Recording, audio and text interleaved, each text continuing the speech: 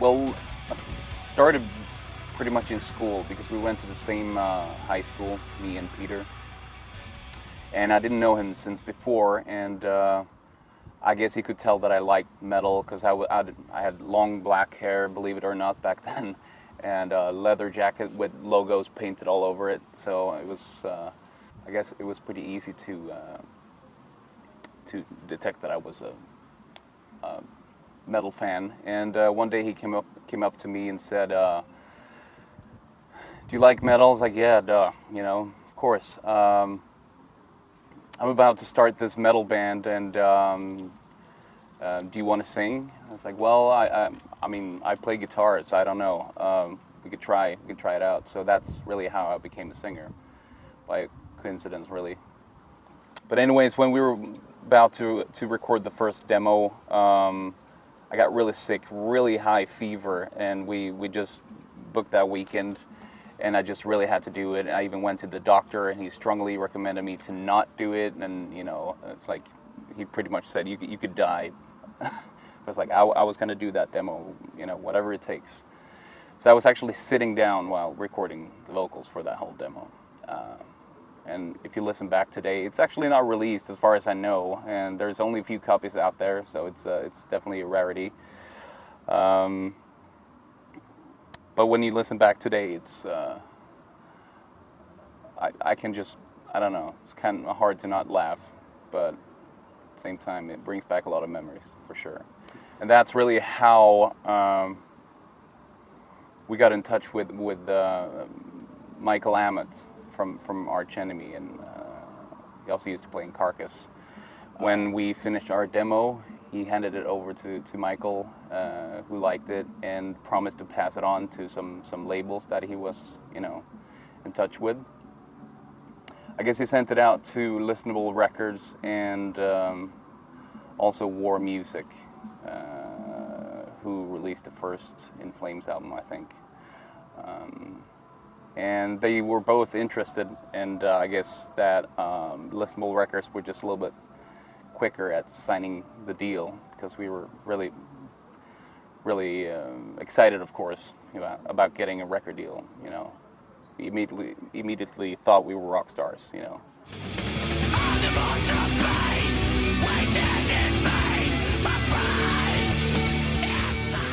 I do remember the first show, and that first show was in Landskrona, which is like 20-minute drive south of Helsingborg, and we played at kind of like a youth center. And at that time I was actually playing guitar in a ska reggae band as well, so that was kind of a weird night. So I think I played with the reggae band first, I don't know, early evening, and got really hammered. I think I drank like 12 beers during the show with the reggae band, and then a couple hours later we're going to play with Soilwork, and I was really, really nervous about that one. And there was a lot of friends in the crowd and a lot of musicians, and it's pretty scary. And I remember I had a hard time facing the crowd, but I remember also, I think we played like 4 songs, and I think in the 4th song I finally kind of really faced the crowd the whole song, and that was a big accomplishment for me, and I got like a really, really good kick out of that one. It was a great feeling.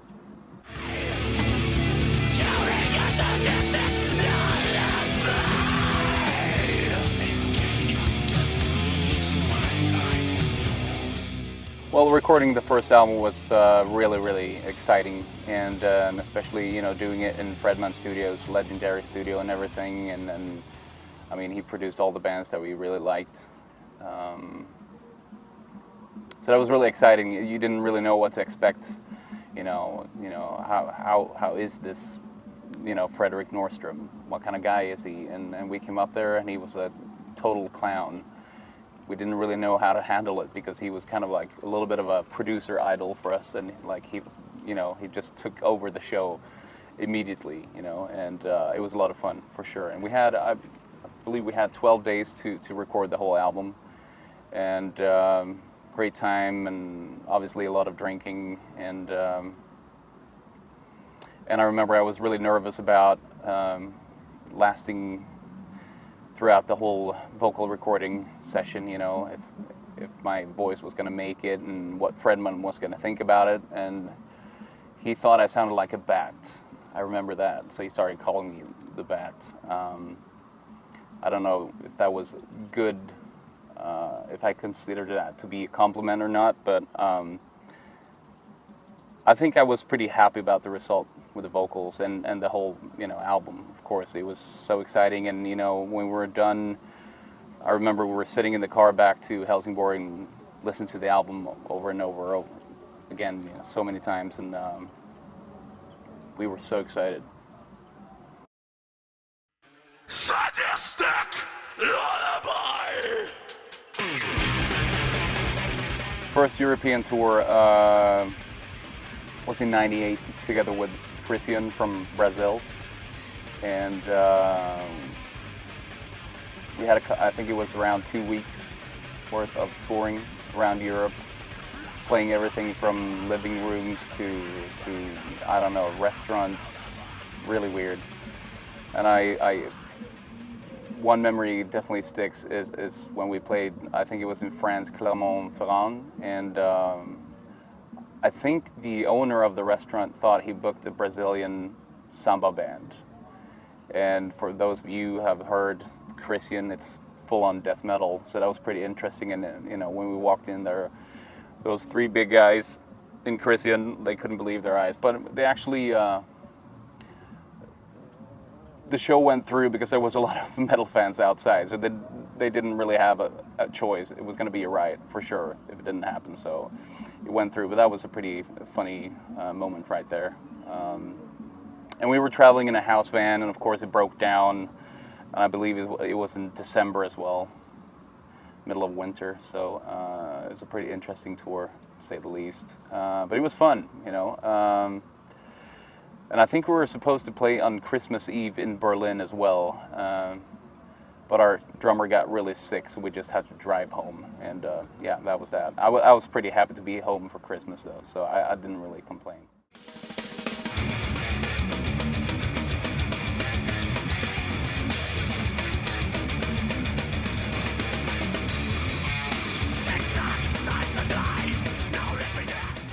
Well, I think that's when we really came up with something pretty unique. We wanted to do something different, and we were really into Devin Townsend's music back then, and you know, we still are. And especially Strapping Young Lad with the album City back then. We wanted to that was something really unique when that came out, and it really inspired us. A lot of open chords and a lot of atmosphere and mixing screamy vocals with clean vocals, and that's something that we really wanted to try out and mix it with our other influences, you know. So that was a really exciting time, and I think that album is kind of the thrashiest album that we've released, and it has some really great moments and some really unique songs, and it definitely stood out, I think, back then. And I don't think we realized what we actually, you know, did with that album. We just did it, and it turned out to be, got really good reviews, for sure, and we were still on listenable records on that album as well. But it got a lot of attention, and yeah, I think we realized that we had something unique going with that album as well, and something that, you know, we can definitely develop this and turn this into something really cool.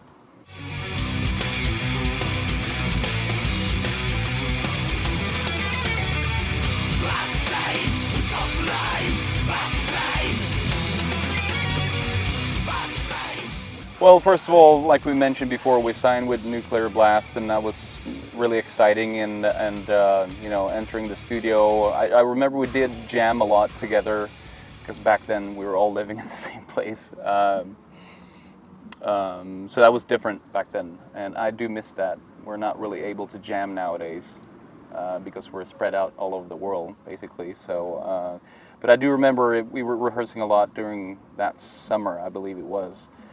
It was really hot, and we were just there getting the songs down, and it turned out to be really progressive, and it felt pretty unique. And it was just a mixture of everything, you know. It was like hard rock, thrash, death metal, everything really, you know. And I guess that's where I took the big step of using more clean vocals in the songs. We did try it out for a bonus track for Japan on Chain Art Machine as well. But that's really when I took that step. And I was really nervous, of course, you know. It's I do remember that I had a lot of doubt, even though I was really excited, and I felt it was a good idea to actually go and see a vocal coach to kind of get that confirmation that it's like, hey, you can sing. And that's exactly what happened, you know. And I was rehearsing to a lot of different types of music, and he was backing me up, and I felt pretty good about it. But entering the studio was pretty nerve-wracking for sure.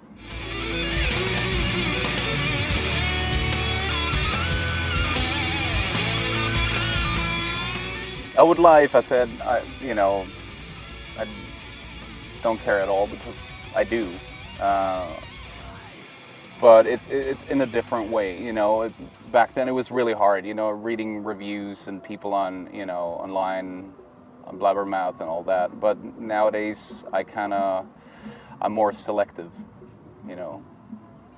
If there's a bad review, but it's written in a good way, I can deal with it, you know. But sometimes you can just laugh at certain reviews or people bashing you on the internet. It doesn't really get to me in the same way anymore.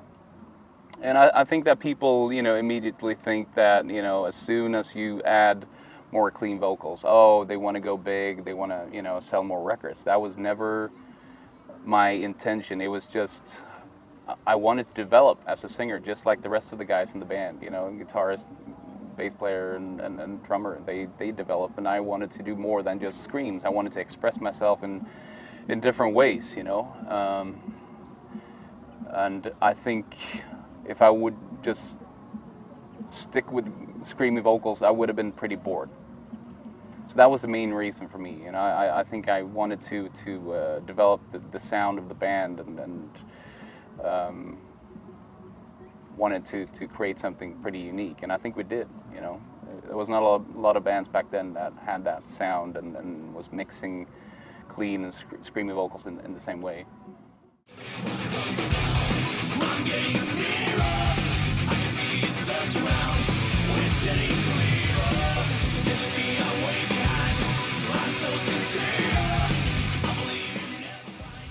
We had some big plans for that album, and we decided to ask Devin Townsend if he wanted to be a part of the production. And thankfully he said yes, and flew into Studio Fredman. So it was basically Fredrik Nordstrom and Devin Townsend co-producing the album, which was a really interesting and dynamic duo, to say the least. But it worked out really good, and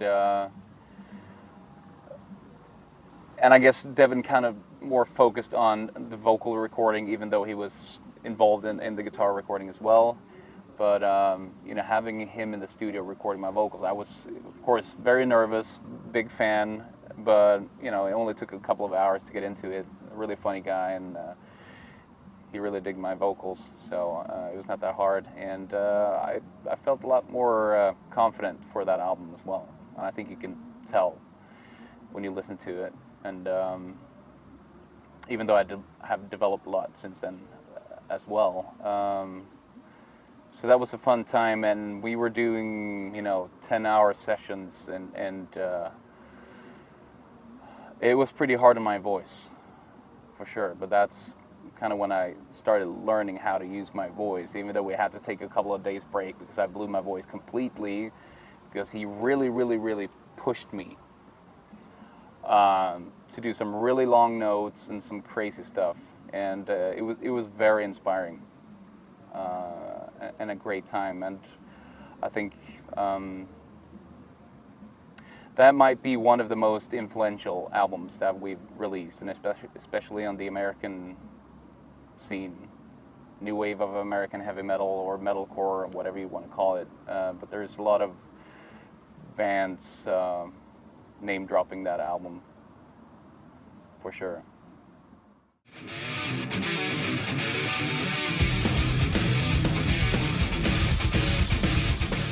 Well, that was definitely a dream coming true to tour in the States. I never thought we would get to tour there, but it happened. And like you mentioned, it was Hypocrisy and us co-headlining, and we had Killswitch Engage opening the whole thing, and that's pretty funny, considering where they are right now. I mean, they're absolutely huge, and that was a great tour. Lots of drinking with Hypocrisy. I'm sure you've heard of Peter Tägtgren's drinking habits before. But it was a great time, for sure. And we were sharing a bus, and that looked like a war zone when we left that, when the tour was done, for sure. But it was in the middle of the summer, great times. And, something special about touring in America as well. For sure, it's really, we didn't know what to expect at all, but then it really turned out to be exactly like it is in the movies, really. I'm the only one 'cause I'll be there, looking for something, coming straight out of nothing, just killing time, facing those walls so black, so black. Well, there's some great melodies on that album. I just think we lost a little bit of intensity on that album. It's pretty straightforward, but has great melodies and great playing. But all in all, it's a little too straightforward and a little, I don't know. I wouldn't say too melodic, because I love melodies, so that would be that wouldn't be the correct way of describing it, but like I mentioned, it doesn't really have that bite to it. That's missing. The album has a lot of poppy melodies, and I guess we were really into making some really melodic choruses on that one. And with some songs, I kind of feel that it's more like, it's all about the chorus. It's kind of just waiting to get to the chorus. And I felt we've become a lot better since then to create really good verses, and we don't always have like, okay, here's the verse and there's going to be a melodic chorus and that's it. I think we've developed as songwriters since then, but I think that was kind of like the main goal, to really have really good choruses and kind of like more heavy verses, more mid-tempo. There's a lot of mid-tempo on that album, but I'm still proud of that album for sure.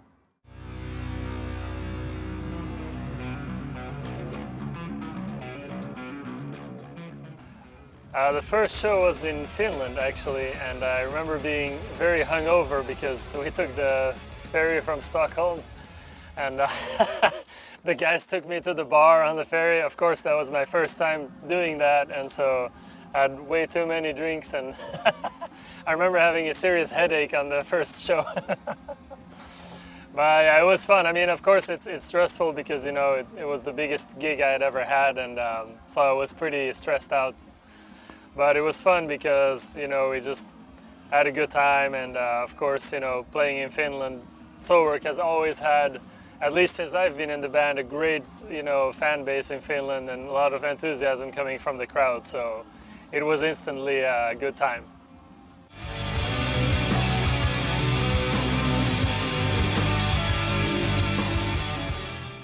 That was a great festival. It was such a circus, and I will never forget that summer. We had so much fun. It was just such nice weather the whole summer, 2 months of just constant drinking and playing early shows. I mean, we were on a rolling schedule, and there was a lot of Swedish bands playing on Ozfest that year as well, so that was fun. It was kind of like a Swedish camp. like I mentioned, the rolling schedule. So I think the first slot you could have on that stage that we played was 9 in the morning, and then you took one step up, each day, and then you were back again. And I don't know, it was really weird having a tour manager waking you up. It's time to go on stage. It was the weirdest feeling, and I remember that it's like just to get things going. I had a tequila in the freezer, and then that was my breakfast before going on stage to get going. Otherwise, I mean, I was so out of it, right? You wake up and get on stage like that in the morning. It's so weird. But it was so much fun. And then you had signing afterwards at the Jägermeister tent. And of course, they gave you shots there. And then you came back to the bus. And then, okay, so what are we going to do now? We're free for the rest of the day. Of course, you started drinking.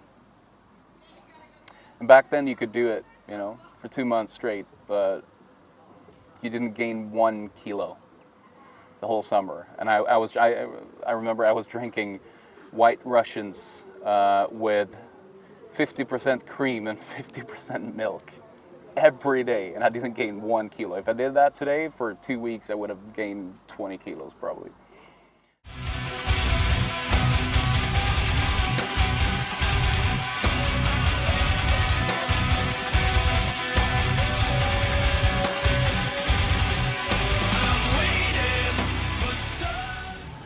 Well, I did notice in the studio when we recorded Stabbing the Drama that he was a little absent. He had some really good songs and he was excited about that, but I do remember that as soon as he was done, he just wanted to leave the studio, and it was not like him. He was always very excited about being in the studio during the whole production. So it kind of hit me right there and then that that he might have lost a little bit of interest in the music. And I mean, I think we were a couple of tours down for Stabbing the Drama, and that's when I really noticed it. He got really fed up with touring as well, and he basically told us on tour that he couldn't really handle it anymore. And yeah, it was a pretty sad day. It kind of hit me pretty hard. But yeah, it's pretty tough times. But because we started the band together, right? And he's a good friend, so it was hard to see him go. At the same time, I wanted to carry on. After a couple of months, thinking things over, I wanted to carry on, and I felt that we had some really great players and songwriters in the band. And I felt that I had so much more to give.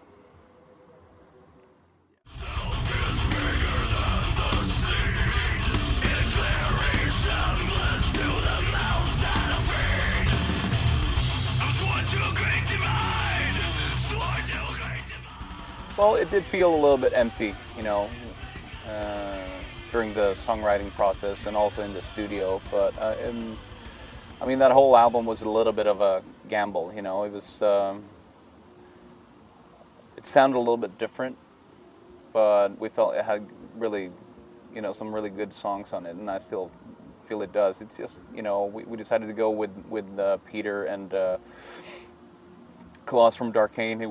They were building a studio together, and we decided to go local, basically, in our hometown and try it out. So, first of all, know Peter, and then entering a studio, trying out something new. So that was a little bit of a gamble, but I think it turned out pretty cool. Production could have been a lot better, of course, and but it has some great songs on it, and I'm still really proud of the vocal on the album. They're pretty, how can I say, very atmospheric. There's a lot of things going on for sure, and I did record the vocals at Devin Townsend's studio in Vancouver. So I actually flew there and was staying in his basement for 2 weeks. That was a really interesting experience, to say the least.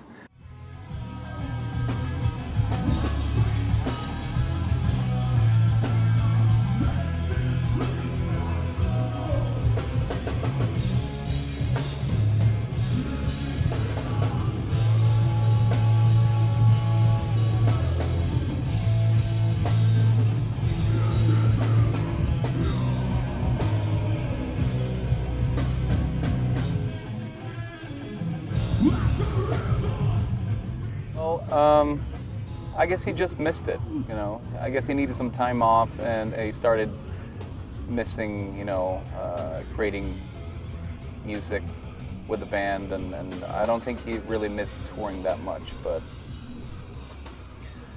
I guess he just missed being in the band. And I was pretty surprised that he wanted to come back, but we were talking a lot on the phone, and then, you know, suddenly said, well, maybe I should, you know, try to come back, and of course I was really happy about that, and at the same time a little bit worried because it didn't really seem like him to just come back like that, you know, and I asked him, like, are you 100% sure? Like, yeah, I want to try it out, and went into the studio, and things worked out really good. He was really excited and, you know, wrote some really good stuff.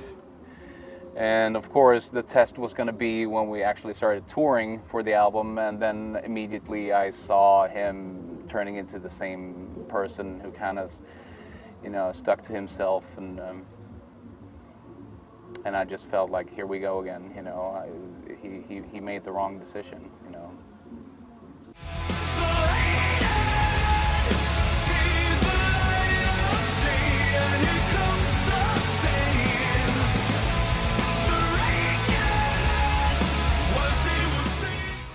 I don't know, I came up with the idea somehow, and I wanted to do something pretty unique and something very challenging, you know, and because we've done so many albums before, you know, I kind of got fed up with just doing 12 songs, and, you know, and then do interviews, you do press tour, and then you do shows, and tour and tour and tour, and do the same thing again. I wanted to do something, you know, something new, something refreshing, and it needed to be a challenge. And I felt we had it coming because, I mean, we have such different characters in the band, you know, with different influences, and some members in the band write more progressive than others, and I think it would have been a cool idea to actually make a double album in the true sense of the word, where you really feel that you're being taken on a journey. You know, back in the 70s, 80s, when bands were releasing double records, you know, when you opened the sleeve, you know, it was such an exciting thing that you were going to go through all those songs, and it felt like you were going to be taken on a journey, and that's exactly the feeling that I wanted. And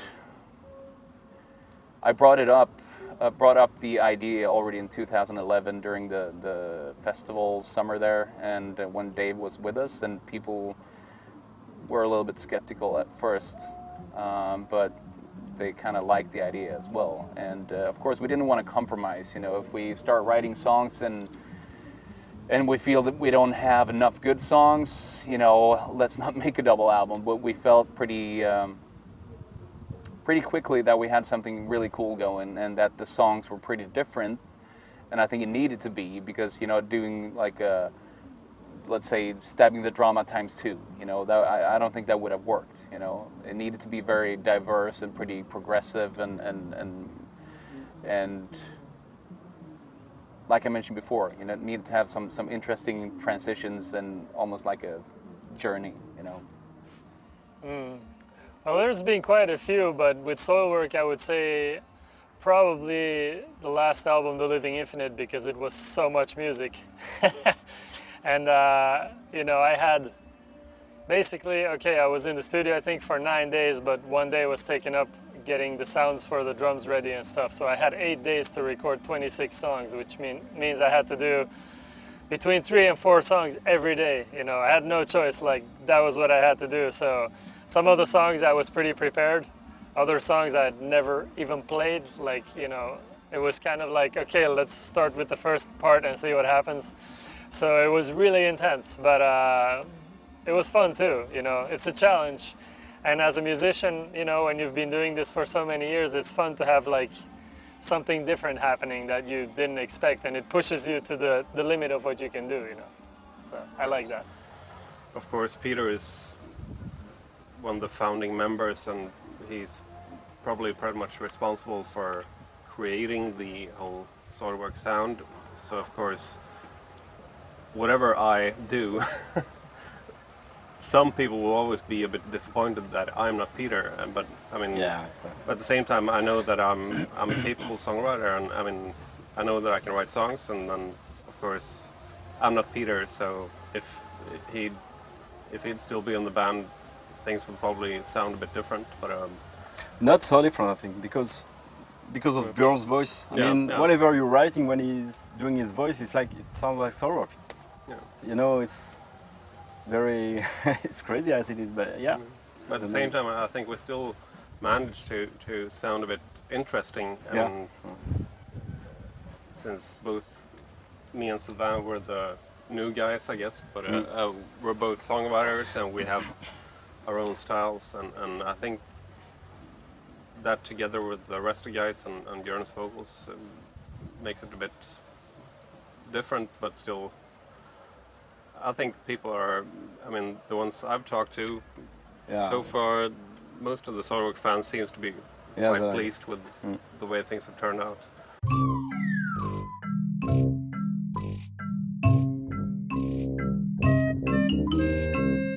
It was just a couple of weeks ago. We played Hellfest in France, and like on the third song or something. Yeah, pretty much in the middle of the show. Yeah. Like maybe. All of a sudden, Flink decided to jump on stage, and the stage broke. So 2 meters high. A big hole in the middle of the stage. Yeah. And he was down there, and he told me afterwards that he was down there like with his bass, 2-string broken and everything on him, like he was like. And he was still like, trying that to play. was He was still trying to play the song. I mean, he could have died. Yeah, that was. I mean, he could have died. I mean, of course, he's a strong guy, so he can take a lot of. But yeah, so we had to quit playing, and they were rebuilding the stage for 10 minutes, and we were waiting. And when the guy who were like working on it, we were doing rah, rah, all the crowd, they were like rah, rah, doing the same. That was really crazy. I hope it's gonna work again. You wanna talk? You're not gonna believe this, maybe, or maybe you will. We had 3 pissing accidents on the buses in like over the past 10 years. 3 times where people were so drunk that they like mistook a bed for a toilet, you know, or pissed in their sleep or whatever. So, you know, and then like, you know, or ended up in someone else's bunk and pissed in there. So yeah, I'm not gonna name any names. You know, it was actually never one of us. It was never a Soilwork band member, but always people that we were touring with. So you know, yeah, that's pretty bad. When you're sleeping and then all of a sudden something's dripping down and then you realize it's urine, not so good.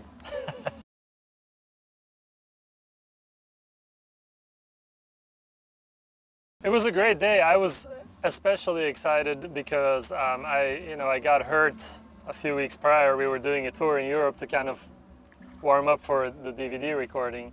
We wanted to make sure that, you know, we didn't just come and play one show. We wanted to have, you know, a few weeks of touring, because you really only get into playing live after a few weeks. You know, that's when the energy really starts to be good and you kind of know the set, etc. So, but I got hurt after 5 days. I tore a muscle in my chest, just playing, you know, and doing the Tommy Lee moves on the snare, which I since haven't been doing so much. But it was really, really painful, and I had to actually stop playing. I could hardly move and for a few days, and Peter from Darkane was opening for us on the tour, so he filled in for me for a whole week. And you know, at that time we didn't know if I was even going to be able to do the DVD because I was in so much pain. So, but luckily it healed just in time. And so I was really excited to just be able to, you know, after all that kind of stress to, is it gonna happen? To just be able to play and have a good show. that was big for me. And then of course the crowd was amazing. So you know, we played an extra long set, and that was fun. Well, it was a great evening for sure. And I think we definitely made the right choice of doing the DVD in Finland. You know, we do have a very loyal fan base here and always great shows. So it was a pretty natural choice in that sense. And we wanted to do something special. We wanted to play like songs from each and every album. So I think it's going to turn into a pretty long DVD actually. And of course we have some really cool guests as well. Nathan Biggs from Sonic Syndicate and Floor Jansen from Nightwish and Revamp. Both really great singers, and I think they also brought something really interesting to the show as well. So it was a great evening, great experience, and we had a lot of fun, and I think you're going to be able to tell when you watch the DVD, for sure. Before the show, until the end, when we've done, they were still here for many, I don't know how long, but still shouting like crazy, and that was a very nice gig, very crazy gig. Yeah, it was good. Finland is always very. Yeah. I mean, my first. I'll talk into his. TT. Do it. No, but I did my first tour in Finland with Soilwork in 2008, and we've played there many times since then, and it's always been great. I mean, Finland is always good, whether you play the festivals or clubs, or it feels like almost. It feels like home almost, because somehow people here seem to be quite enthusiastic whenever we play, and it's really good. So it's nice to good. So it's nice to do the DVD in Helsinki, because it felt right for some reason. Yeah, they're really good to us. Really, I mean, every show we did in Finland were great, perfect, and people very kind, and everything is yeah. Yeah, that's good. Sounds good. Okay.